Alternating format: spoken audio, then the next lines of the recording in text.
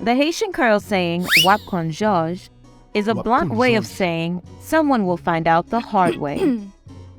Therefore, in a conversation, it can mean, well, just wait and see. She will get what's coming for her.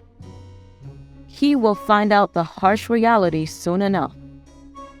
Here are some examples of how to use this saying in a conversation. Oh, zami, ou pa konen pou li sa poti ke sou fe vites, wap KONN JOJ.